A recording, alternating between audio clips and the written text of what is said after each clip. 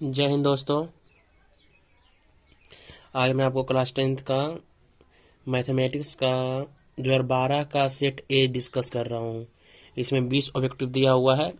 आप लोग अच्छा से देखिए और बनाइए। देखिए कितना सही जा रहा है। आपको खुद से चेक करना है कि कितना आपको सही जा रहा है। बहुत ही बेसिक कॉन्सेप्ट के साथ आज मैं डिस्कस करने वाला हूँ। आप क्वेश्चन का टाइप को समझिए। क्वेश्चन किस टाइप से पूछा जा रहा है और उसको किस तरह से सोल्व किया जा रहा है। अगर आपको ये सब पकड़ में आ जा रहा है कि इस तरह का क्वेश्चन को मैं इस तरह से सॉल्व करूंगा, तो फिर आप बहुत कुछ सीख रहे हैं। तो बस आपको सिर्फ यही ध्यान देना है कि आपको टाइप पकड़ना है, ठीक ना, कि किस तरह का क्वेश्चन को मैं कैसे सॉल्व करूं। तो देखिए, मैथमेटिक्स क्लास 10 2012 का सेट ए आज मैं डिस्कस कर रहा हूँ, ठीक ना। इसमें पहला क्वेश्चन देखिए क्या। इसके पहले मैं 2011 का एक सेट डिस्कस कर दिया हूँ, उसमें भी 20 क्वेश्चन था, मैं पूरा डिस्कस कर दिया हूँ। आज मैं 2012 का एक कर रहा हूँ। इसमें देखिए पहला क्वेश्चन है, प्रथम 5 पूर्ण संख्याओं का माध्य होगा। तो सबसे पहले प्रथम 5 पूर्ण संख्या ले लीजिए। तो प्रथम 5 पूर्ण संख्या क्या हो गया?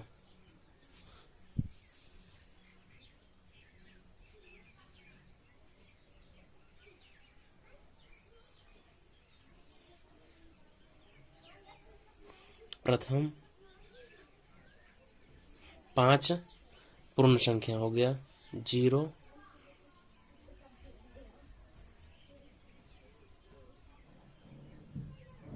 1, 2, 3, 4। 0, 1, 2, 3, 4 प्रथम 5 पूर्ण संख्या होगा। तो उसके बाद बोल रहा है इसका माध्य क्या होगा, तो सबको जोड़ दीजिए। तो 4, 3, 7, 2, 9, 1, 10। तो कुल्ले के जोड़ दिए तो 0 + 1 + 2 + 3 + 4। आज जितना संख्या 1, 2, 3, 4, 5 है तो 5 से डिवाइड कर दिया। माध्य नहीं ऐसे निकलता है, सब संख्याओं को जोड़ा जाता है फिर सबसे डिवाइड किया जाता है। तो 10/5 आ गया 2। तो प्रथम 5 पूर्ण संख्याओं का माध्य क्या हो गया? पूर्ण संख्या 0 से स्टार्ट होता है। तो प्रथम 5 पूर्ण संख्याओं का माध्य क्या हो गया? 2 हो गया। प्रथम 5 पूर्ण संख्याओं का माध्य 2। सेकंड क्वेश्चन देखिए, दो वृत्तों के क्षेत्रफल का अनुपात 4:1 है, तो उसकी त्रिज्याओं का अनुपात क्या होगा? तो देखिए, क्षेत्रफल कैसा निकलता है? पाई आर स्क्वायर निकलता है। पाई आर स्क्वायर 1 लिख दीजिए, सेकंड का लिखिए पाई R2 के स्क्वायर। तो देखिए ये क्या दिया हुआ है? दिया हुआ है इसके क्षेत्रफल का अनुपात। इसके क्षेत्रफल का अनुपात 4:1 दिया हुआ है। तो इसके त्रिज्या का अनुपात निकालने के लिए बस स्क्वायर को खाली हटा देना है। तो इसका 4 इतना दिया हुआ है, तो R1/R2 करने के लिए √4/1 कर दीजिए। तो 2/1 यानी 2:1 सेकंड का हो गया। बस इसको इतना नहीं करना, बस देखिएगा ना जैसे ही आपको कि क्षेत्रफल दिया हुआ है, तो क्षेत्रफल दिया हुआ है, त्रिज्या निकालना है। तो 4/1 का रूट कर दीजिएगा। जैसे 4:1 दिया हुआ था तो दोनों का रूट कर दीजिए, रेशियो निकल निकल लिख दीजिए। तो 2:1 आ गया। अगर देखिएगा कि त्रिज्या दिया हुआ है, यदि दिया हुआ रहेगा, देखिए लिख लेते हैं, दिया गया है। अगर क्षेत्रफल दिया हुआ है तो उसको रूट करके लिख देना है, रूट करके लिख देना है रेशियो में। अगर जो त्रिज्या दिया हुआ है तो उसको हम स्क्वायर करके आंसर लिख देंगे, स्क्वायर करके मटा में करके आंसर लिख देंगे। तो इसका आ गया 2:1। ये ध्यान दीजिएगा, अगर त्रिज्या दिया हुआ रहेगा तो स्क्वायर कर दीजिएगा, क्षेत्रफल का रेशियो आ जाएगा। अगर क्षेत्रफल दिया हुआ है तो उसका रूट कर दोनों का निकाल दीजिएगा, दोनों का रूट निकाल दीजिएगा तो उसका अथी आ जाएगा, त्रिज्या आ जाएगा। यहाँ पे दोनों का स्क्वायर कर देना है, ऊपर का भी नीचे का भी। समझ गया? अब देखिए नेक्स्ट क्वेश्चन देखिए। थर्ड क्वेश्चन क्या कह रहा है? cos 60 + 1 का मान निम्नलिखित में कौन होगा? cos 60 + 1 बटा cos 60 - 1 का मान कौन होगा? तो cos 60 बराबर क्या होता है? sin 60 का होता है, sin 30 का मान कितना होता है? sin 30 का मान होता है 1/2 होता है ना। तो cos 60 का मान हो जाएगा 1/2। तो 1/2 जोड़ 1/1 बड़का बटा नीचे में। कैमा क्वेश्चन हो गया? वो चौथा क्वेश्चन कर देंगे। ठीक है, तीसरा कर देते हैं, इसके बाद चौथा पहले कर देते हैं। फिर cos 60 का मान 1/2 और माइनस 1 है तो 1/1 कर दीजिए। फिर ऊपर वाला का एलसीएम ले लीजिए, तो ऊपर वाला का एलसीएम लीजिएगा तो 2 आएगा, तो 1 और प्लस 2 हो गया और बटा 2 हो गया इसका भी एलसीएम, तो 1 और माइनस 2 हो गया। अब देखिए 3/2 और बटा -1 और बटा 2, तो इसको तो आता है ना लिखने के लिए। अब 3/2 और गुना 2/-1, तो 2 से 2 कट गया, -3 इसका आंसर आ गया, -3। 4 का बी हो जाएगा। देखिए 4 का बी सही है, -3 आ गया 4 का बी। अब 3 देखिए छूट गया था, तो 3 भी बना देते हैं। 3 देखिए tan 30 बराबर क्या दिया हुआ है, √3 दिया हुआ है, तो थीटा का मान पूछ रहा है ना, तो थीटा का मान पूछ रहा है। तो देखिए यहाँ पे tan थीटा के जगह पे 60 रख दीजिए, तो tan 60 बराबर क्या होता है, √3, मतलब √3 बराबर √3, मतलब थीटा बराबर क्या हो जाएगा, थीटा बराबर 60 डिग्री हो जाएगा। इसका आंसर कौन हो गया, ये डी हो गया, 3 का डी, थीटा बराबर 60 डिग्री। समझ गए ना कैसे आ गया। अगर यहाँ पे 1 रहता तो यहाँ पर 45 लिखा जाता, क्योंकि tan 45 बराबर 1 होता है। अगर यहाँ पे रहता 1/√3 तो tan 30 रख देते हैं यहाँ पे, तो tan 30 बराबर 1/√3 आ जाता। समझ गए, इस तरह से डाटा अलग करके भी आएगा तो बना लीजिएगा। अब 5वां क्वेश्चन देखिए, यदि अल्फा और बीटा बहुपद x² + x + 1 के मूल हो, तो 1/अल्फा + 1/बीटा का मान ज्ञात कीजिए। तो देखिए अगर 2 को मूल दिया हुआ रहे, अल्फा बीटा दिया हुआ रहा है, इस तरह से रहे, तो इसका पहले भिन्न के जोड़ कर लीजिए। जैसे 1/अल्फा + 1/बीटा दिया हुआ है, तो इसका भिन्न के जोड़ पहले निकाल लीजिए। तो अल्फा बीटा लघुत्तम हो गया, अल्फा प्लस बीटा आ गया ऊपर में। तो एगो आप जानते होंगे, मूलों का योग बराबर होता है -b/a, अब मूलों का गुणनफल, दोनों का गुणनफल हो गया ना, इसका होता है c/a, होता है ना। मूलों का योग बराबर क्या होता है, -b/a और बटा मूलों का गुणनफल c/a होता है। तो देखिए, तो -b/a कीजिए, तो कहाँ गया क्वेश्चन, बी की जगह पे कुछ नहीं तो -1 हो गया, अब बटा ए की जगह पर कुछ नहीं तो 1 हो गया। फिर देखिए इधर ऐसे बटा लिख देते हैं, बड़का वाला बटा।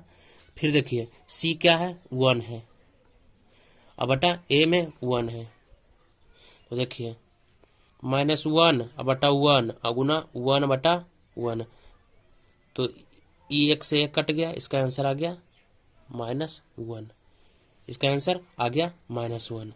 समझ गए ना। इस तरह से दिया हुआ और जो आ रहे हैं ना, तो इसको क्या करना है, भिन्न के जोड़ कर लेना है। तो अल्फा प्लस बीटा मूलों का योग बराबर होता है -b/a, और अल्फा इंटू बीटा इसका होता है c/a। तो यहाँ से भी सोल्व कर सकते हैं। देखिए ए से a काट दीजिए, फिर -b और बटा c कर दीजिए, तो c की जगह पर कुछ नहीं तो 1 है, और -b का मतलब क्या हुआ, यहाँ पे -1 लिख देंगे, तो -1 और बटा 1 आ जाएगा ऐसे भी, तो इसका आंसर ऐसे भी 1 आ गया। एजो से भी सोल्व कर सकते हैं, ए से a काट दीजिए, -b/a कर दीजिए। 5 क्वेश्चन हो गया होगा। इसको याद रखना है, मूलों का योग अल्फा प्लस बीटा बराबर होता है -b/a, और गुणनफल होता है c/a। तो यहाँ पे जो कांस्टेंट नंबर होता है ना, ये c होता है, और स्क्वायर के बाद जो रहता है ना, द्विघात के बाद जो रहता है ना, वो b रहता है। तो वहाँ पे खाली माइनस लगा के लिख देना है बस। अब 5 क्वेश्चन हो गया। 6ठा क्वेश्चन देखिए आते हैं। अगर आपको वीडियो अच्छा लग रहा होगा तो शेयर जरूर कीजिएगा, सब्सक्राइब कीजिए मेरे चैनल को। अभी स्टार्टिंग है, थोड़ा आप लोग सपोर्ट दीजिएगा तो मैं कुछ अच्छा कर पाऊंगा आपके लिए। तो अगर अच्छा लग रहा है, वीडियो समझ में आ रहा है, तो लाइक जरूर कीजिएगा और सब्सक्राइब मेरे चैनल को जरूर कर लीजिएगा। और 6ठा क्वेश्चन बन गया। देखिए 7वां क्वेश्चन आइए। अब नहीं, 6ठा में नहीं बना है, 6ठा बनाते हैं। 6ठा देखिए, एक द्विघात बहुपद के मूलों का योगफल तथा गुणनफल क्रमशः माइनस क्रमशः 2 तथा -15 है, तो द्विघात बहुपद लिखिए। तो इसका एक ट्रिक पता है क्या, अगर दिया हुआ रहे, अगर जैसे कि दिया गया है, अगर योगफल और गुणनफल दिया हुआ हो बहुपद का, तो इसका एगो फॉर्मूला होता है एक्स स्क्वायर और माइनस मूलों का योग इंटू एक्स और प्लस मूलों का गुणनफल, ये फार्मूला होता है। इसका हम कैसे लिखेंगे, अगर दिया गया हुआ एक योगफल और गुणनफल दिया हुआ हो तो एक्स स्क्वायर इंटू मूलों का योग इंटू एक्स इंटू मूलों का गुणन प्लस मूलों का गुणनफल। तो देखिए एक्स स्क्वायर हो गया, मूलों का योगफल क्या दिया हुआ है, एक द्विघात बहुपद के मूलों का योगफल तथा गुणनफल क्रमशः 2 और -15 है। तो योगफल पहले देख लिखा हुआ, तो योगफल 2 हो गया, तो एक्स स्क्वायर -2 इंटू एक्स से वाला एक्स से गुना हो जाएगा और प्लस मूलों का गुणनफल, तो मूलों का गुणनफल कितना है प्लस -15। तो देखिए इसको अब आगे सॉल्व कर दीजिए, तो एक्स स्क्वायर -2x -15, ये आ गया सॉल्व करके, ये इसका बहुपद द्विघात बहुपद लिखा गया। क्या करना है, अगर योगफल और गुणनफल दिया हुआ है तो सबसे पहले आगे हम एक्स स्क्वायर लिख देंगे और फिर मूलों का योग इंटू एक्स होता है और प्लस मूलों का गुणनफल होता है। एक्स स्क्वायर और माइनस मूलों का योगफल इंटू एक्स और प्लस मूलों का गुणनफल, इसको याद रखिएगा आप, ये लाइन मेन इंपॉर्टेंट है, ये वाला जो लाइन है ना इंपॉर्टेंट है, इसको आप याद रखिएगा, इसको लिख लीजिए, नोट कर लीजिए इसको, ये मेन है, याद रहेगा तो बन जाएगा। और देखिए 7 नंबर क्वेश्चन देखिए, 7 नंबर क्वेश्चन देखिए, किसी बिंदु से किसी वृत्त की स्पर्श रेखा की लंबाई 24 सेंटीमीटर है और केंद्र से क्यू की दूरी, जैसे कि किसी बिंदु से किसी वृत्त है, ये वृत्त को पार दीजिए, कोई बिंदु से स्पर्श रेखा की लंबाई, किसी बिंदु क्यू से किसी वृत्त की स्पर्श रेखा की लंबाई, यहाँ पे किसी बिंदु क्यू से किसी वृत्त की स्पर्श रेखा की लंबाई 24 है और केंद्र से क्यू की दूरी 25 सेंटीमीटर। हाँ तो देखिए ये जो दिया हुआ है ना, ये 24 दिया हुआ है, ठीक ना, ये 24 दिया हुआ है, ये क्यू है, और ये जो दिया हुआ है ये 25 दिया हुआ है, ये 25 है और ये 24 है। क्या कह रहा है, किसी बिंदु क्यू से किसी वृत्त की स्पर्श रेखा की लंबाई, या स्पर्श रेखा की लंबाई हो गया ये 24 दिया हुआ है और केंद्र से क्यू की दूरी, और केंद्र से क्यू की दूरी 25 सेंटीमीटर, तो वृत्त की त्रिज्या, तो हमको ये निकालना है। तो आप जानते होंगे कि यहाँ पे 90 डिग्री रहता है, तो एक कर्ण दिया हुआ है, लंब दिया हुआ है, तो आप इसको स्क्वायर रूट करके नहीं निकाल सकते हैं। इसे इसको मान लीजिए ये हो गया पी, ये हो गया पी, ये हो गया क्यू, ये हो गया आर, तो पी आर बराबर ऐसे नहीं लिख सकते हैं, आर क्यू के स्क्वायर और माइनस पी क्यू के स्क्वायर। तो देखिए 25 के स्क्वायर और माइनस 24 के स्क्वायर, देखिए एकदम हल्का सा पूरा हल्का ट्रिक है, उसको उतना करना भी नहीं पड़ेगा। तो 25 + 24 कर दीजिए इंटू 25 माइनस 24, तो 5 4 9, 2 2 4 49 अगुना 1, आंसर आ गया। ऐसे आप दोनों का स्क्वायर करके लिखते हैं, होता है ना फार्मूला ए के स्क्वायर माइनस बी के स्क्वायर, तो इसको इस पर हम तोड़ देंगे a + b into a minus B. ऐसे आप 25 का स्क्वायर कर देते 625 आता, फिर -476 कर देते 49 आता, तो इस तरह से भी बना सकते हैं। तो ये भी बन गया होगा, ये भी फार्मूला बन गया। अब देखिए 7वां बन गया। अब 8वां नंबर क्वेश्चन देखिए, बिंदु 4 -4 और 3 की स्थिति किस पाद में है। तो देखिए एक चतुर्थांश बना देते हैं, आप हमेशा के लिए समझ जाइएगा। अगर यहाँ पे प्लस एक्स भी रहे और प्लस, देखिए यहाँ पे जो होता है ना प्रथम चतुर्थ, हाँ एकदम समझ लीजिए, एक मरते समझ लीजिएगा ना तो हमेशा के लिए हो गया, प्रथम पाद हो गया ये हो गया द्वितीय पाद सेकेंड, ये हो गया थर्ड, ये हो गया फोर्थ पाद।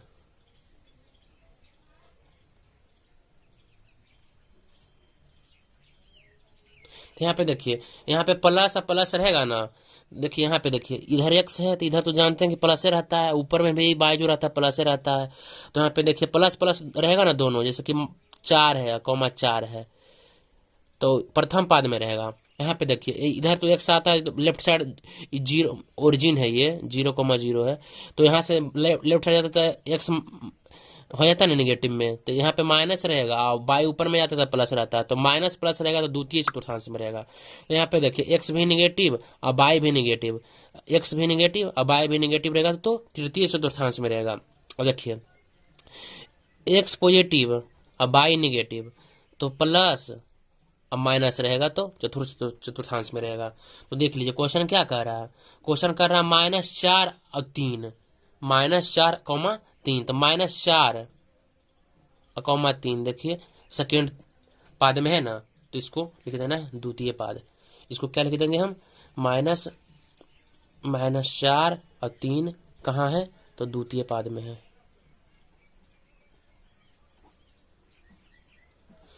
क्योंकि आप देख लीजिए अगर दोनों प्लस रहेगा तो प्रथम एक्स भी प्लस बाई भी प्लस, ऐसे लिख के देख लीजिएगा।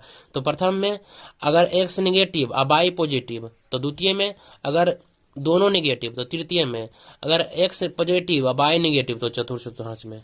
बन गया, ये भी 8 नंबर क्वेश्चन बन गया। अब देखिए अब आते हैं 9वां नंबर क्वेश्चन में।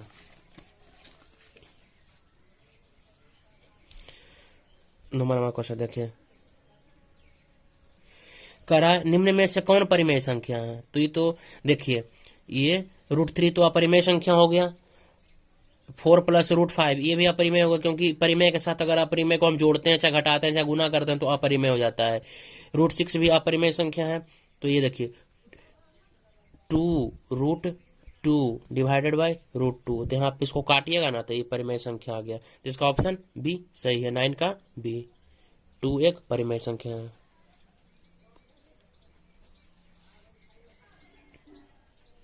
अब 10 नंबर क्वेश्चन देखिए,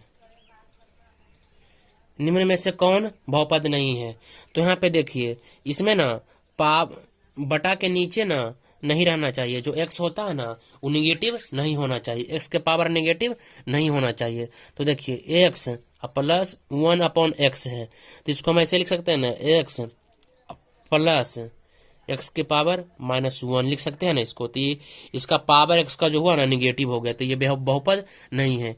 और एक्स जो होता है ना, इसका नियम होता है एक्स का पावर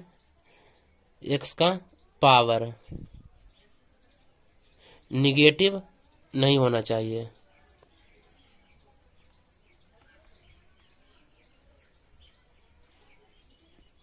एक्स जो है स्क्वायर रूट के अंदर नहीं रहना चाहिए।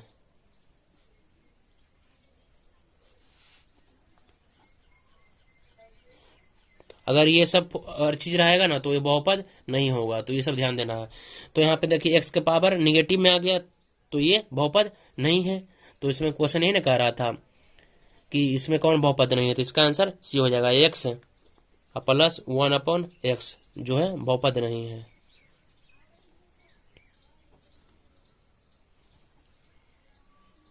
अब 11 नंबर क्वेश्चन देखिए, 11 नंबर क्वेश्चन क्या कह रहा है, इसको सोल्व करना है, तो इसको ऐसे लिखिए 1 - sin स्क्वायर ए बटा 1 - cos स्क्वायर ए, इसको सोल्व कर दीजिए। 1 - sin स्क्वायर ए को क्या लिख सकते हैं, cos स्क्वायर ए, और 1 - cos स्क्वायर ए को क्या लिख सकते हैं, sin स्क्वायर ए। अपना ही समझेंगे कैसे लिखा है, तो देखिए sin स्क्वायर ए प्लस cos स्क्वायर ए बराबर 1 होता है ना, तो यहाँ पे sin स्क्वायर ए बराबर क्या हो गया, 1 - cos स्क्वायर ए। ये देखिए sin स्क्वायर ए बराबर 1 - cos स्क्वायर है ना, उसी तरह से 1 - sin स्क्वायर बराबर cos स्क्वायर ए हो गया। तो इस तरह से अब देखिए कॉस स्क्वायर ए बटा साइन स्क्वायर ए बराबर क्या हो गया, कॉट स्क्वायर ए हो गया ना, ए भी रूट के अंदर, क्योंकि कॉस बटा साइन होता है कॉट, होता है ना कॉट। तो फिर इसका स्क्वायर रूट से निकाल देंगे तो कॉट ए आंसर हो जाएगा, क्योंकि दो है तो वो निकल जाएगा, इसका आंसर कॉट ए हो जाएगा, इसका आंसर कॉट ए हो जाएगा। अब 12 नंबर क्वेश्चन देखिए, 12 number question, cos 48 minus sine 42, cos 48 minus sine 42 degree बराबर कितना होगा, यही ना कह रहा है। तो देखिए इसको लिख सकते हैं ना, कॉस 90 माइनस 42, कॉस 48 को लिख सकते हैं ना, और माइनस साइन 42, तो कॉस, एक मिनट, कॉस 90 माइनस थीटा हो जाता है साइन 42 हो जाएगा, फिर साइन थीटा हो जाता है माइनस साइन 42, तो ये कट के 0 हो जाएगा। यहाँ पे चेंज कर दिए, कॉस 48 को लिख सकते हैं ना हम कॉस 90 माइनस 42, तो cos 48 को फिर sin 42 हो गया, फिर sin 42 कट के 0 हो गया। 12 नंबर क्वेश्चन सोल्व हो गया। अब 13 नंबर देखिए, ये याद करना है एकदम, एक इसको याद ही रखना है आपको, एकदम हर हाल में ही आएगा। बहुलक को हम लिख सकते हैं, बहुलक बराबर 3 गुना माध्यिका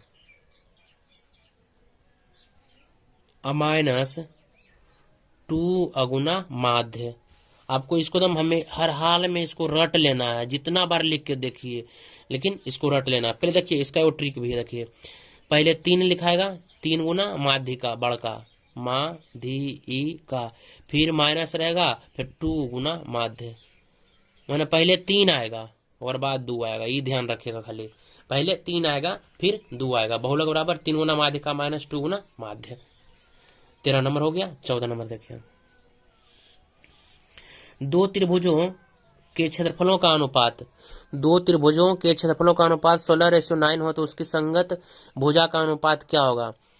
तो जब उसकी संगत क्षेत्रफल दिया जब हो तो उसका खाली क्या करना है, कोई चीज का भी जब एरिया दिया हुआ हो, जैसे 16:9 दिया हुआ है, इसका एरिया दिया हो तो उसका स्क्वायर रूट करके उसका भुजा निकाल दीजिए, 4:3 आ जाएगा, उसका संगत भुजा हो जाएगा, संगत भुजा। अगर संगत भुजा दिया हुआ रहता 4:3 और उसका एरिया निकालना होता है क्षेत्रफल, तो उसका हम स्क्वायर कर देते हैं, 4 के स्क्वायर रेशियो 3 के स्क्वायर, तो हो जाता 16:9। आपको ध्यान में रखना है। 14 बन गया। 15 देखिए, अब किसी त्रिभुज की बाई अक्ष से दूरी उस बिंदु का क्या कहलाता है, तो बाई अक्ष से दूरी उस बिंदु का भुज कहलाता है। बाई अक्ष से दूरी किसी बिंदु का भुज कहलाता है, भुज हो गया। अगर एक्स से दूरी रहेगा तो कोटि कहलाएगा। तो किसी बिंदु की बाई अक्ष से दूरी, बाई अक्ष से दूरी भुज, और एक्स अक्ष से दूरी कोटि कहलाएगा, कोटि। इसको याद रखना है, इंपॉर्टेंट है ये, इसको याद रखना है। अब 16 नंबर देखिए, आइए 16 नंबर, किसी बिंदु 15,8 15,8 की दूरी मूल बिंदु से कितना है, तो मूल बिंदु 0 0 होता है, तो मूल बिंदु से दूरी निकालने के लिए ना, मूल बिंदु से अगर दूरी निकालना है तो बस खाली जो दिया हुआ है ना उसका स्क्वायर करके लिख दीजिए बस। तो मूल बिंदु, इसका एक सूत्र होता है, देखो, मूल बिंदु से दूरी होता है एक्स के स्क्वायर प्लस वाई के स्क्वायर। तो एक्स कितना दिया हुआ है, 15 दिया हुआ है, और प्लस 8, दोनों का स्क्वायर करके स्क्वायर रूट, तो 225 और प्लस 64, 289 किसका होता है, रूट 17 का। इसका दूरी कितना आ गया, 17 सेंटीमीटर आ गया। बस दोनों का स्क्वायर करके रूट निकाल देना है। अब 17 नंबर क्वेश्चन देखिए, समानांतर श्रेणी 2 7 12 का 10वां पद क्या होगा? तो देखिए क्या लिखा हुआ है, 2 7 और 12 का 10वां पद।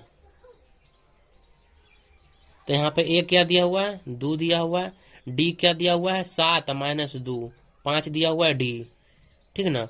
तो होता है 10वां पद के लिए a+9d फार्मूला है, a+9d लिख दीजिए। तो ए 2 9 इंटू 5 9 5 45 2 47, कितना आ गया 47 आ गया आंसर। 10वां पद कितना आ गया 47, 10वां पद 47, a+9d 10वां पद है। तो उसी तरह से अगर आता 20वां पद तो a+19d, उसी तरह से अगर रहता 100वां पद तो a+99d। और डी कैसे निकलता है, डी निकलता है T2 माइनस T1, डी कैसे निकलता है, दूसरा टर्म माइनस पहला टर्म, इसको इससे घटाना है, बस मेन हो गया। इसे अब किसी तरह का भी क्वेश्चन रहेगा तो बना लीजिएगा। अब देखिए, अब 17 नंबर बन गया ना, 18 नंबर बनाते हैं। अब 18 नंबर देखिए,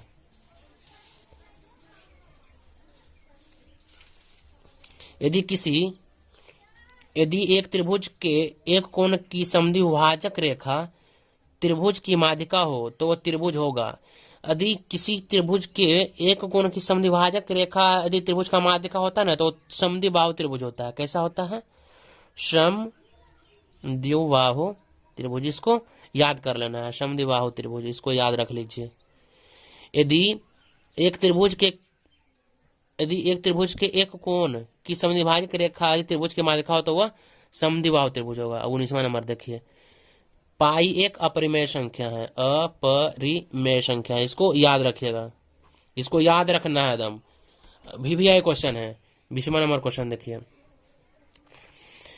ऐसे दो युगपत समीकरण का निकाय जिसमें एक भी बिंदु उभयनिष्ठ नहीं हो उसे क्या कहते हैं? उसे हम कहते हैं अविरोधी। उसे हम क्या कहते हैं, अविरोधी, विरोधी या असंगत कहते हैं, विरोधी या असंगत। जब कोई भी निकाय उभयनिष्ठ नहीं हो, बिंदु उभयनिष्ठ नहीं हो तो उसे हम विरोधी या असंगत कहते हैं। तो देख लीजिए 20 का 20 मैं एडजेक्टिव जो है उसको मैं सोल्व कर दिया हूं, जितना ऑब्जेक्टिव दिया हुआ है। अगर आपको वीडियो अच्छा लगा होगा तो जरूर शेयर कीजिएगा, लाइक जरूर कीजिएगा। आपका एक लाइक मेरे लिए बहुत बड़ा मुझे मोटिवेशन देता है कि मैं कुछ अच्छा किया हूँ। अगर आप लाइक करते हैं इसका मतलब क्या हुआ कि आपको पसंद आ रहा है, तो मतलब मेरे लिए बहुत अच्छा है। तो आप जरूर, अगर वीडियो अच्छा लग रहा है तो प्लीज लाइक कीजिएगा। उसके बाद चैनल को सब्सक्राइब कीजिए, चैनल को बड़ा बनाइए। अभी बहुत शुरुआती है, मैं बहुत अच्छा करने वाला हूं। अगर आप लोग 1000 सब्सक्राइबर पूरा देते हैं तो मैं बहुत अच्छा से इसमें क्लास 10th 11th 12th सबको मैं मैथ पढ़ाऊंगा। मुझे मैथ पढ़ाने में बहुत अच्छा लगता है, मजा आता है। सो प्लीज लाइक जरूर कीजिएगा, सब्सक्राइब कीजिएगा। थैंक यू, जय हिंद। अब तैयारी जारी रखिए, बहुत कम दिन एग्जाम में बचा हुआ है। अब मैं नेक्स्ट 2012 का होगा, 2013 14 15 16 20 तक मैं पूरा टोटल करूंगा। तो बस लाइक शेयर सब्सक्राइब करिए। धन्यवाद, धन्यवाद, जय हिंद।